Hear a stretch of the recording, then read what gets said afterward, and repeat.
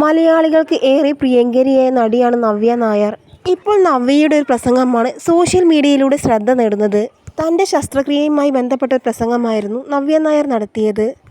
മുൻപ് അപ്പൻഡിസിസ് ആയിട്ടാണ് നവ്യ നായരെ ഹോസ്പിറ്റലിലേക്ക് കൊണ്ടുപോയത്. എന്നാൽ എനിക്ക് വലിയ പേടിയായിരുന്നു. സൂചി പോലും കുത്തുന്നത് വല്ലാത്തൊരു പേടിയായിരുന്നു.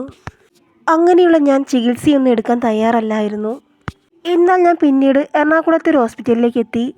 എന്നാൽ അവരിങ്ങോട്ട് പറയുന്നതിന് മുമ്പ് തന്നെ ഞാൻ ഡോക്ടറോട് പറഞ്ഞു ആൻറ്റിബയോട്ടിക് മാത്രം മതിയെന്ന്. BP എല്ലാം വളരെ ലോ ആയിരുന്നു.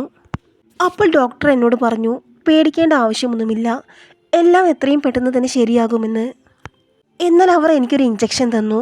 ഇഞ്ചക്ഷൻ എടുത്തപ്പോൾ ഞാൻ ചോദിച്ചു ഇത് എന്തിനുള്ളതാണെന്ന്. അവർ പറഞ്ഞു അനസ്തേഷ്യയ്ക്ക് വേണ്ടിയുള്ളതാണെന്ന്. ഇഞ്ചക്ഷൻ അനസ്തേഷ്യയ്ക്കുള്ളതാണെന്ന് അവർ പറഞ്ഞു കഴിയുമ്പോഴേക്കും ഞാനൊരു മയക്കത്തിലേക്ക് പോയി. പിന്നീട് ഞാൻ കാണുന്നത് സർജറി എല്ലാം കഴിഞ്ഞ എന്നെ തന്നെയാണ്. അങ്ങനെയായിരുന്നു നടി പറഞ്ഞത്. സത്യം പറഞ്ഞാൽ ഡോക്ടർ എന്നെ ചതിച്ചതാണെന്ന് നവ്യ തമാശ രൂപേണ പറഞ്ഞു.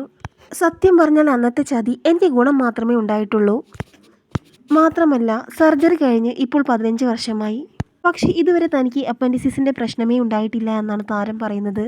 ഡോക്ടർ തന്നെ അന്ന് ചതിച്ചിട്ടില്ലായിരുന്നെങ്കിൽ ഇന്ന് ആരോഗ്യത്തോടു കൂടി തനിക്ക് നിൽക്കാൻ കഴിയില്ലെന്നും നവ്യ നായർ കൂട്ടിച്ചേർത്തു.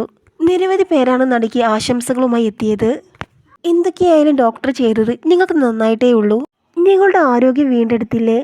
ഇതിന് വലുതായി പിന്നെ എന്ത് വേണമെന്നാണ് നവ്യ നായരുടെ ആരാധകർ ചോദിക്കുന്നത്. മലയാളികൾക്ക് എല്ലാവർക്കും ഏറെ പ്രിയങ്കരിയായ നടിയാണ് നവ്യ നായർ. ദിലീപിൻ്റെ നായികയായിട്ടാണ് നവ്യ കൂടുതൽ ശ്രദ്ധ നേടിയത്. എങ്കിലും നന്ദനം എന്ന പൃഥ്വിരാജ് ചിത്രത്തിലൂടെയാണ് അഭിനയത്തിലേക്ക് താരം ചുവടുവെച്ചത്. മാത്രമല്ല നിരവധി മികച്ച ചിത്രങ്ങളുടെ ഭാഗമാകാനും നവ്യ നായർക്ക് സാധിച്ചിട്ടുണ്ട്. ഭർത്താവും കുട്ടിയുമെല്ലാം ആയതിനു ശേഷം വലിയൊരു ഇടവേളയാണ് നവ്യ സിനിമയിൽ നിന്നെടുത്തത്. വലിയൊരു ഇടവേളയ്ക്ക് ശേഷം നവ്യ തിരിച്ചെത്തി.